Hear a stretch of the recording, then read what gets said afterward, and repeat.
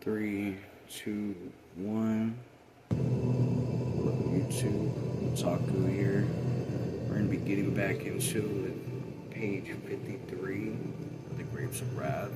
I'm going to be your personal narrator. And of course we tried other attempts into this before, but we're just going to go about it with the standard usual. Got us the regular outfit going on, looking just like one of the Jolts. That's right.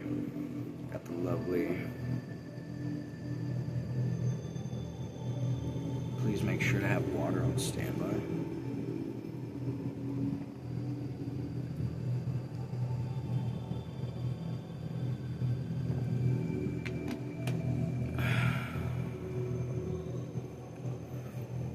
If you have your eucalyptus, please get ready for the ritual.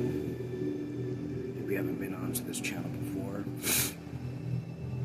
please go ahead and check out the channel description to get a better idea of who and what this channel is for.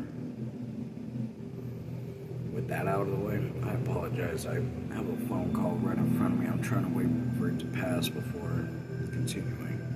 There we are. Alright. Clink, clink, clink.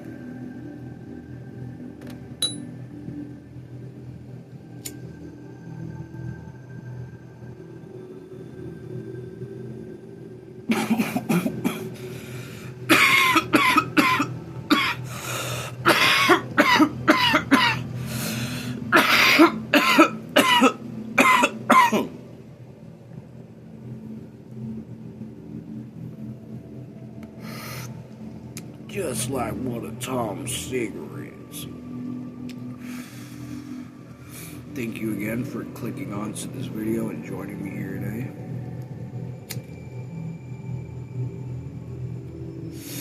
I'm very happy to have my eucalyptus plentiful. I really do appreciate the contributors. I know that sounds very weird to say, but without giving any kind of formalities to people's identities, I'm just gonna go ahead and let you know that this was contributed to my efforts. Thank you.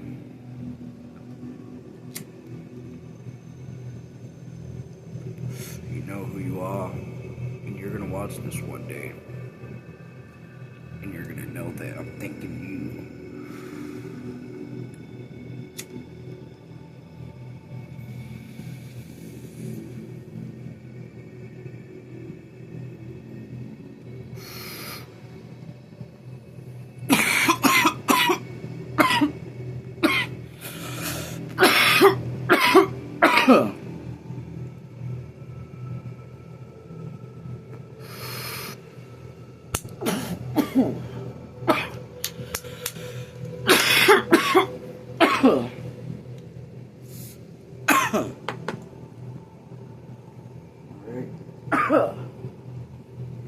With that out of the way, let us.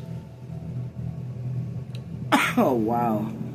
I just unmuted my mic. I am so glad I checked that before reading. If you've been onto this channel before, you basically know I was just giving my personal narrative and smoking the eucalyptus I have. There was nothing too important said. Honestly, all that was just basic humor and, yeah, simple conversation. Like, nothing was truly important about that. So the fact that this is ready, I think that's a good sign to get into the book. It's gonna be weird because the first 3 minutes of this video is gonna end up being, maybe I could do something about that. Anyways, let's continue on like that didn't just happen.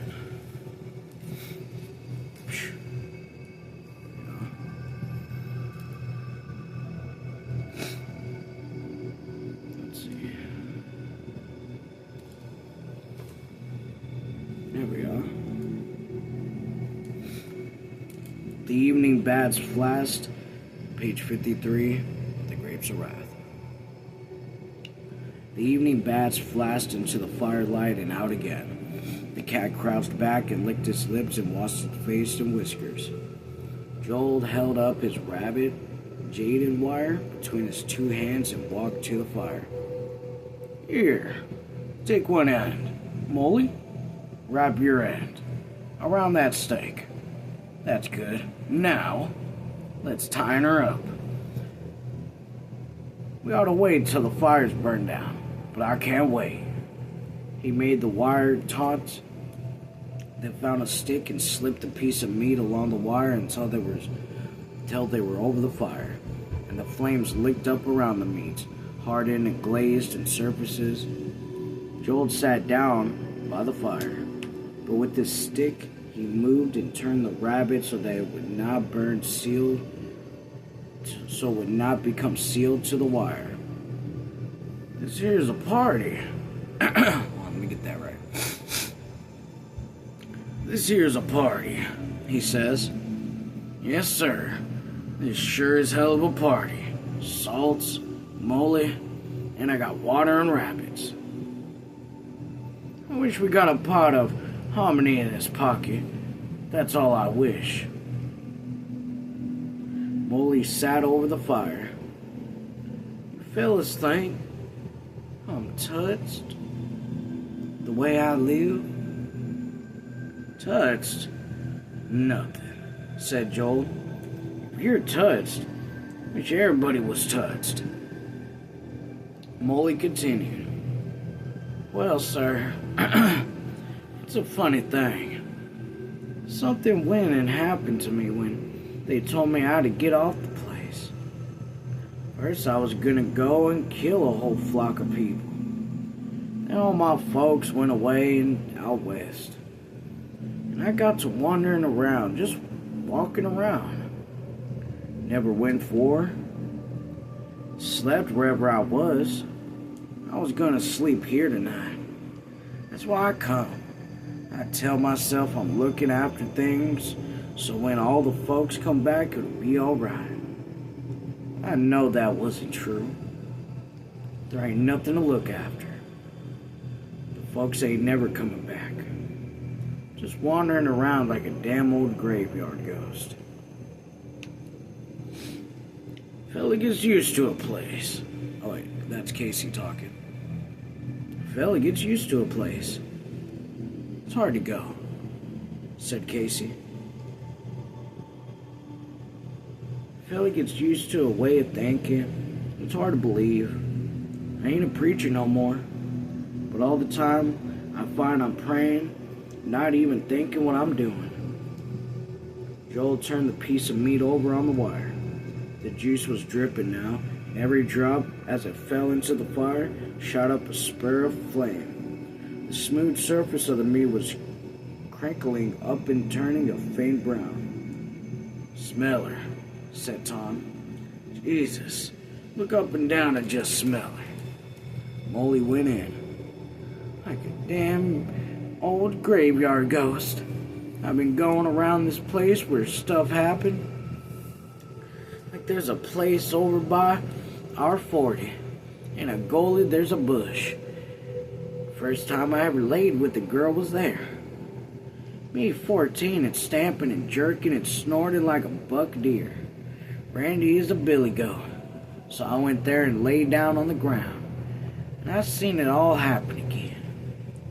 And that's the place down by the barn where Paul got gored to death by a bull. And his blood is right on that ground, right now. Must be. Nobody ever washed it out. I put my hands on the ground where my old pop's blood is part of it. He paused uneasily.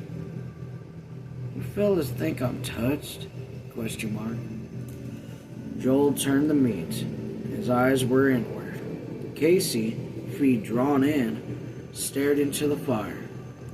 15 feet back from the men, the fed cat was sitting. The long gray tail wrapped nearly around the front feet.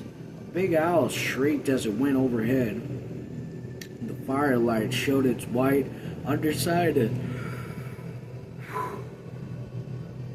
the spread of its wings. "No," said Casey. "You're lonely, but you ain't touched." Oh, bless Casey. Molly's tight face was rigid. Put my hand right on the ground where the blood is still, and I seen my paw with a hole through his chest, and I felt him shiver up against me like he'd done.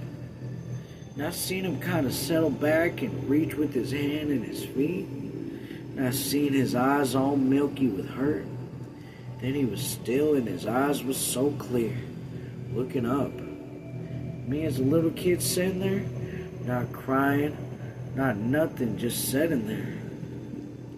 He shook his head sharply. Tom turned the meat over and over, and I went into the room where Joe was born. Shoot. One moment, audience, I apologize.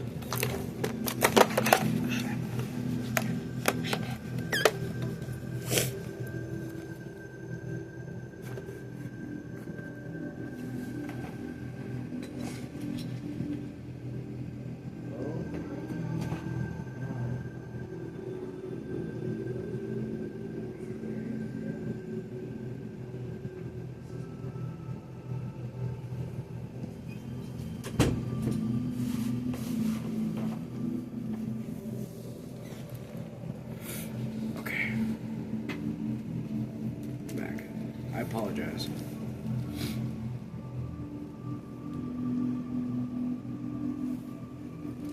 Molly's getting kind of weird. Molly's getting, like, really weird. I guess he needs to talk about this with somebody, so I really can't judge. But at the same time, it's like, whoa, dude. I don't mean to call you touched, but if the shoe's fitting, like, you're just talking yourself into your own fears. It's like, shoot, dude.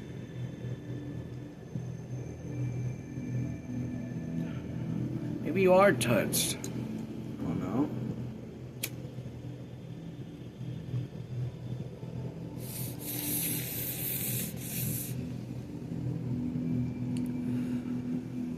I wouldn't want to put that on anybody that was fearing being touched. It's hard. It's definitely not easy whenever you're like questioning whether you're crazy. Like, nobody wants to be crazy. I want to fix that real quick. Don't that look pretty? It's pretty cool. Anyways.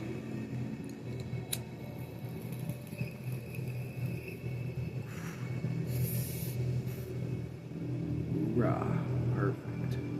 I can see right through it.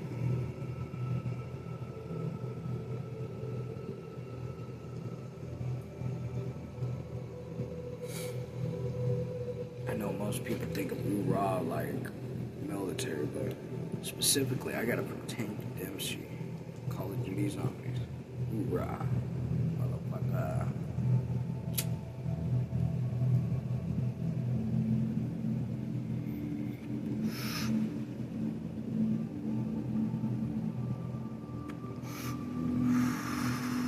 That one kind of packed in.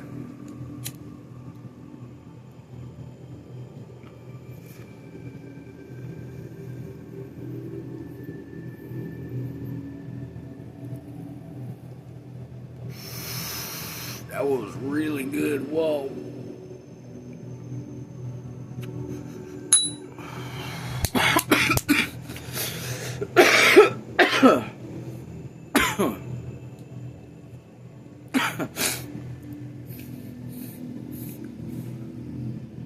All right.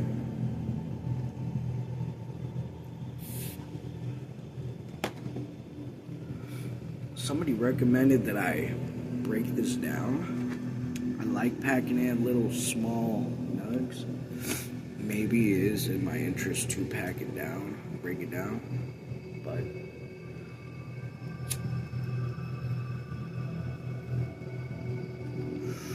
maybe I should. Maybe I should.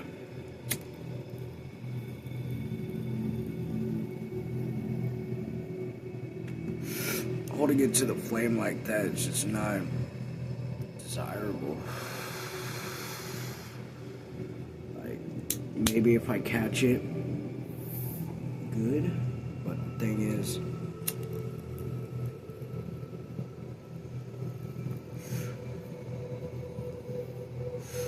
I shouldn't have to hold it for long. It should just freaking be like, it should just simply catch flame and then be alright. That is the ideal. So I'm gonna try this one real quick. I'm gonna try to break this down and pack it in. See if that gives us a better flow.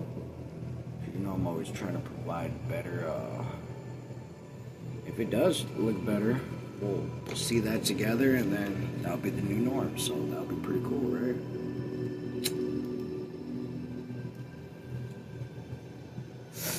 I held it longer.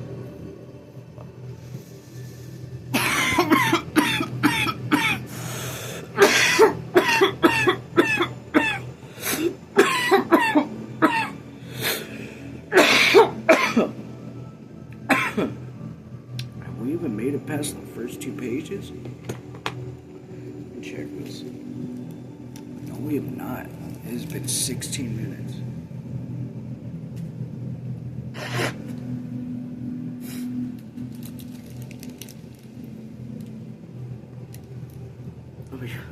We're down at the bottom of page 53.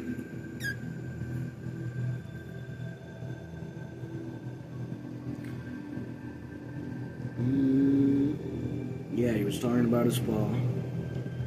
He shook his head sharply. Joel turned the meat over and over.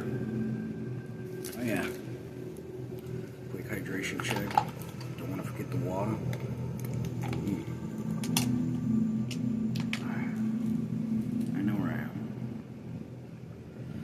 And I went into the room where Joe was born. Bed wasn't there, and it was in the room. And all them things is true. And they're right in the place they happened. Joe came to life right there. He gave a big old gasp, and then he let out a squawk you could hear a mile.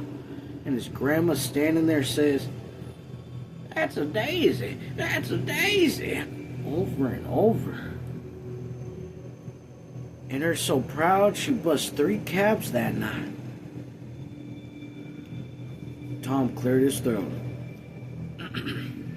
Think we better eat her now.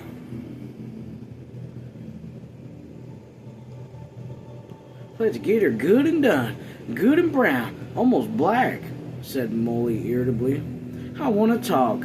I ain't talked to nobody. If I'm touched, I'm touched, and that's the end of it. Like an old graveyard ghost going to neighborhood houses in the night.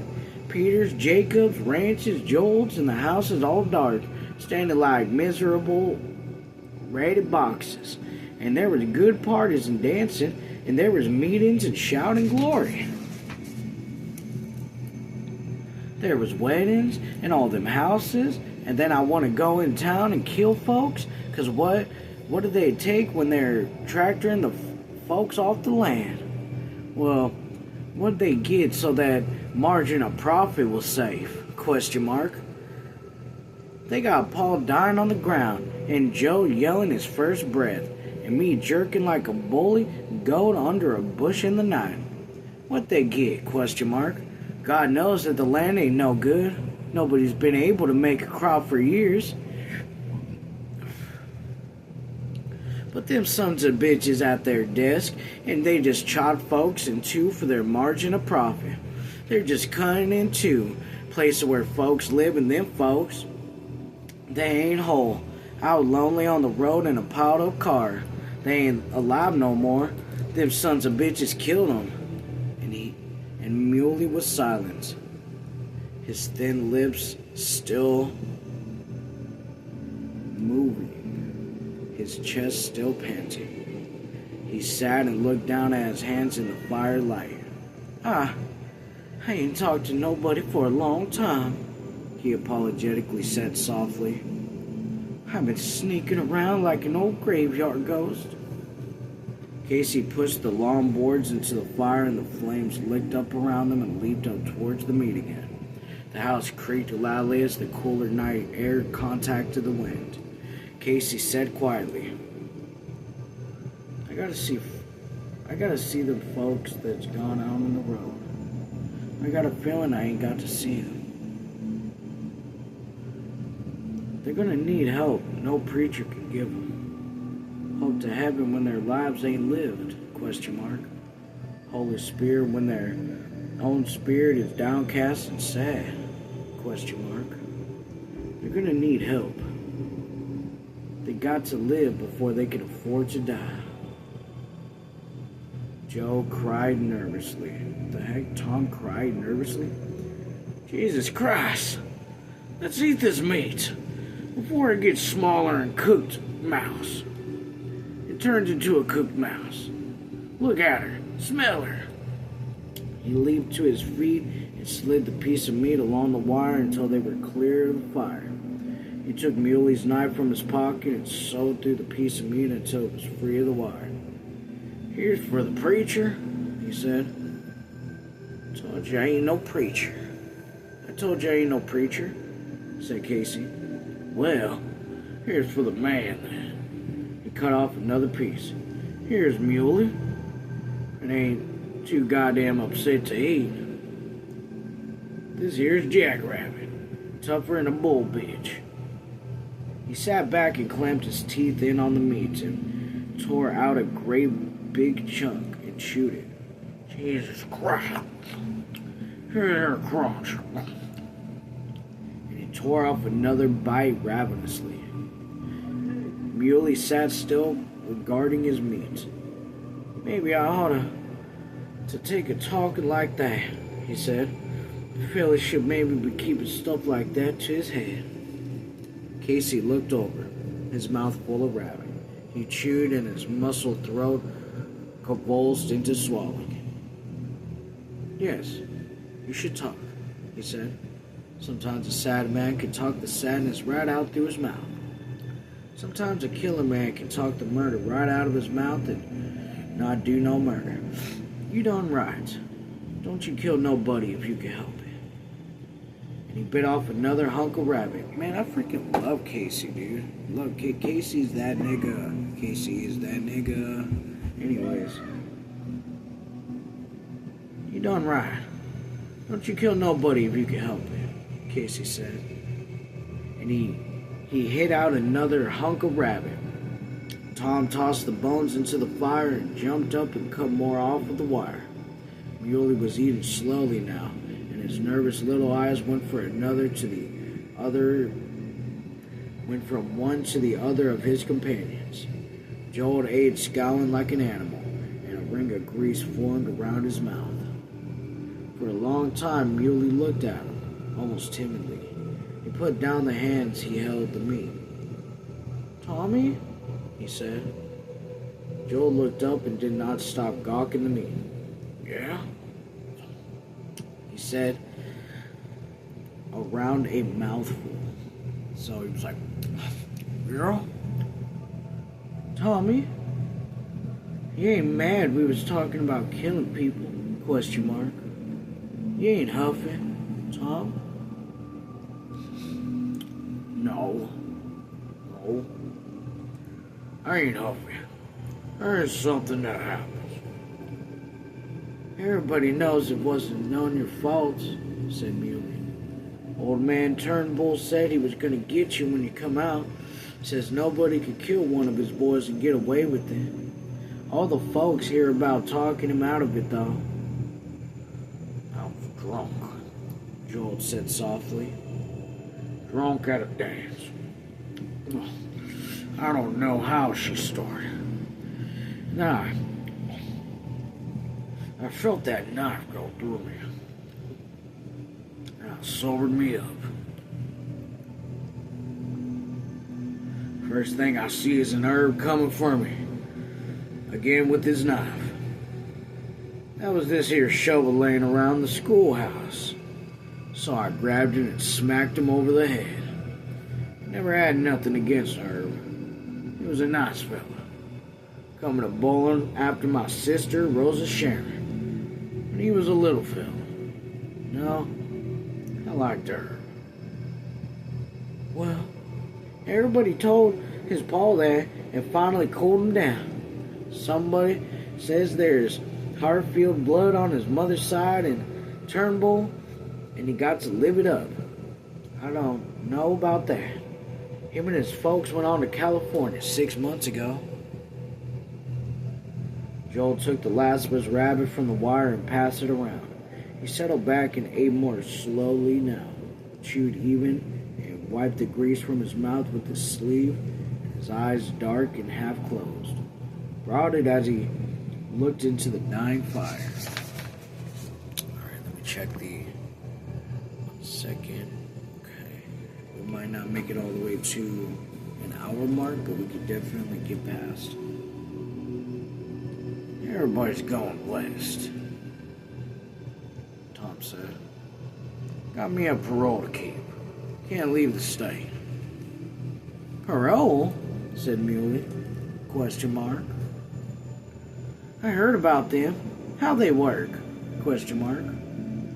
Well, now I'm hungry for rabbit. I got out early. 3 years early, eh? There's stuff I gotta do.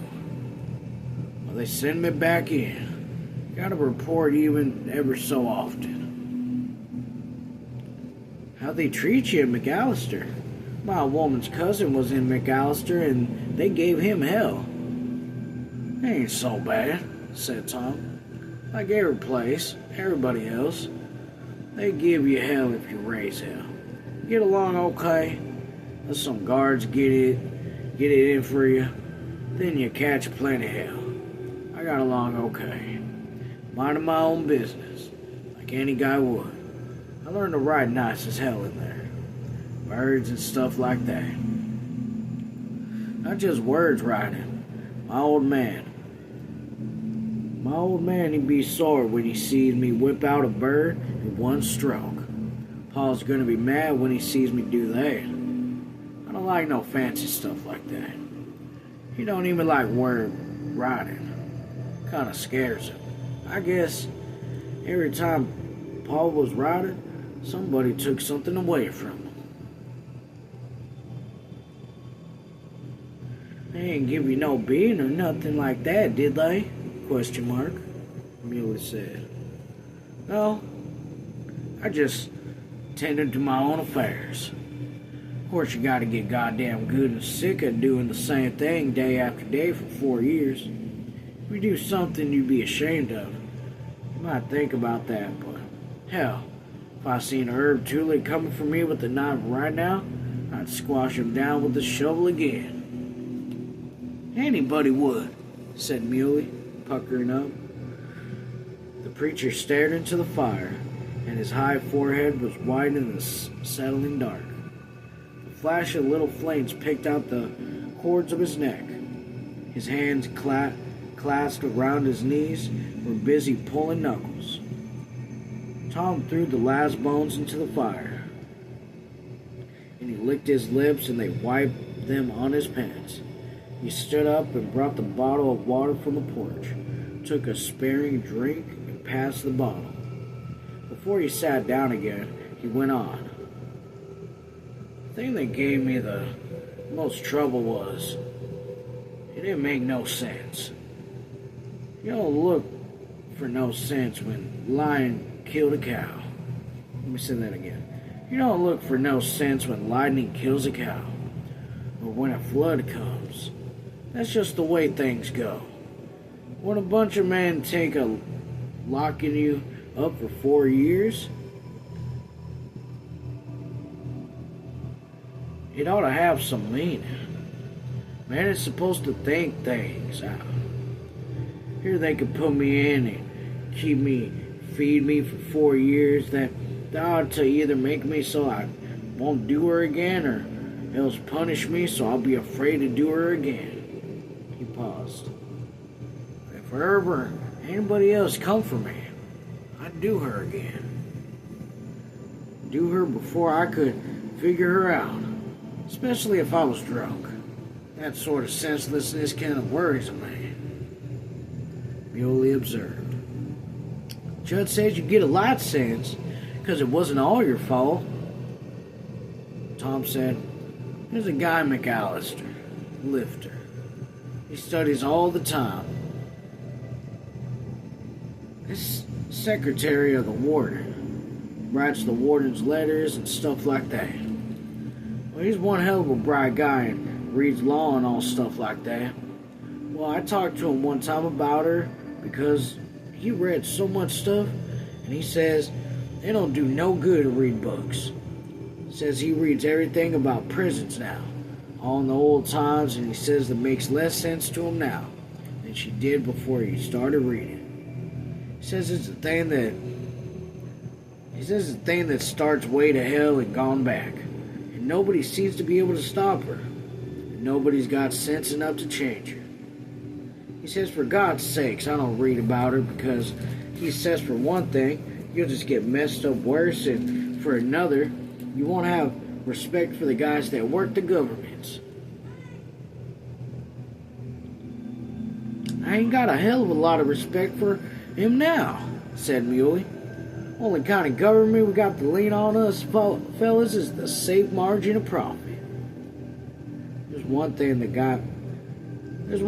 got me stumped, and it was Willie Philly driving that car. I ain't gonna be a straw boss on the land his folks up used to farm. That worries me. I can see how a fella might come from some other place and not know no better, but Willie belonged.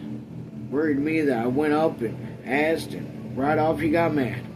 I got 2 little kids, he says. I got a wife and my wife's mother. Them people gotta eat. He'd matter in hell. Fussing the only thing to think about is my own folks, he says. What happened to the folks that look out for each other? Seems like he's been shamed, so he gets mad.